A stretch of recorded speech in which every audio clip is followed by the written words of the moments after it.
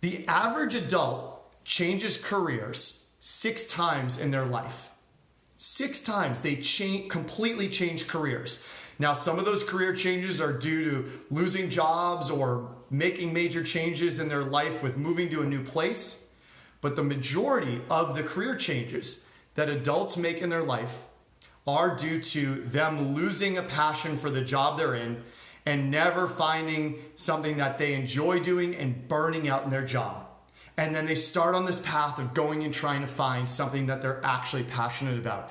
And I think that we're just living in a world right now where so many people are going after things and choosing careers and paths and college and majors because they're doing what they think the world needs them to do or what their parents or other people are pushing them to do, rather than going after what makes them come alive and what makes them wake up in the morning.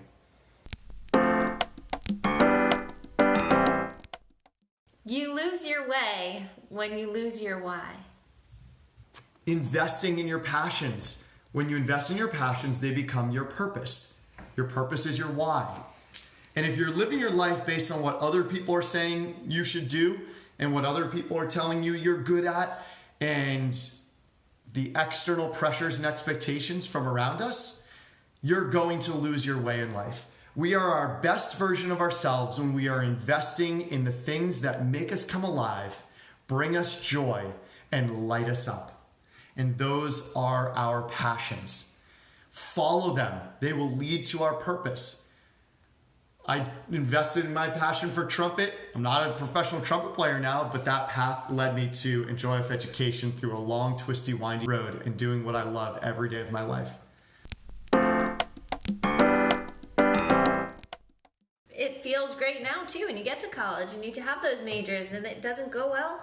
It's never too late to change that. Never too late. As long as you're consistently reflecting and looking on the inside of what's bringing me joy, what's lighting up my life. Is this lighting me up? If it's not, it's time to make a change. And I'm not just saying like some days are going to be hard, some tests are going to be hard, some classes are going to be brutal. But is it just because it's a brutal class or because you're definitely not interested in the information anymore? Have you lost your love for that? So you got to be able to flow a little with the passion and just keep recognizing what brings you joy, what lights you up inside. Oh, what lights you up inside? That's our first technique of the night. To identify passions, notice excitement. And as Coach Tara just talked about, what is it that gets you lit up inside? What is it that you wake up in the morning, like I asked you to visualize at the beginning, that wants to make you get out of bed without an alarm clock? Usually those things are passions. What is the class that you can't wait to get to in school? Usually that's something that has a passion attached to it. What is the activity or interest that you can't wait to get out of school to go partake in? Whether it's at home or on the sports field or in the band room, wherever it may be. What is that thing that gets you excited? Notice the excitements in your life. Notice the things that bring about those inner feelings and that inner light. That's how you start identifying passions.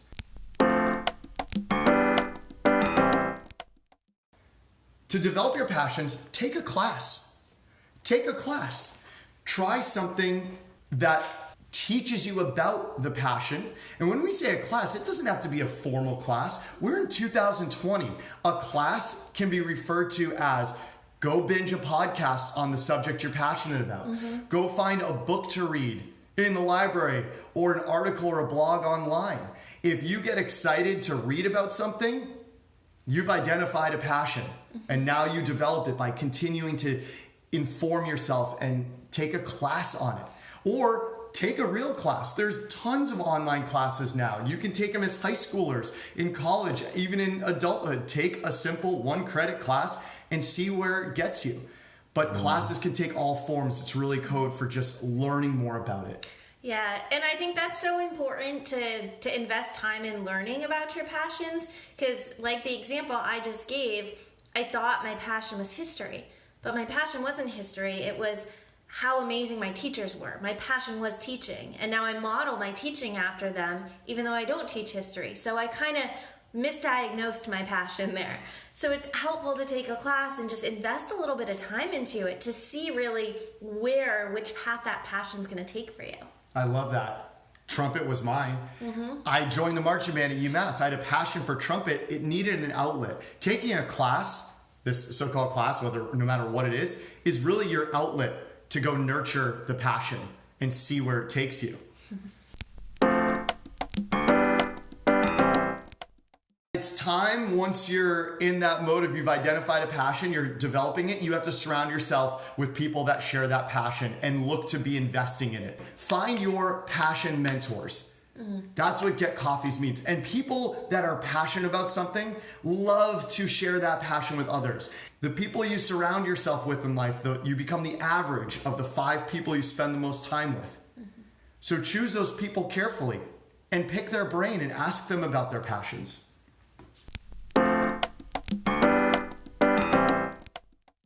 We are seeing so many young people start to get a little twinge of a passion for something. Let's say they get into lacrosse when they're a little kid, and then it becomes overcoached their whole life. They do youth lacrosse, they do club lacrosse. Everybody's pushing them to be better. Now everyone knows they play lacrosse. They're getting officiated in games. Their parents are telling them, go outside and practice. You signed up for this team. You got to make them better. And now their whole existence, what used to start as a passion, has now turned into them doing it because they feel a pressure, they're under pressure, and they feel external expectations. Now you lose passion. The number of young people that are burning out in sports and other things that they originally loved in life is too much. And I think it's really because they're doing it because other people expect them to do it. They're not investing in these passions because it's a personal love that brings them joy anymore. They're doing it because people are pushing them and expect something of them.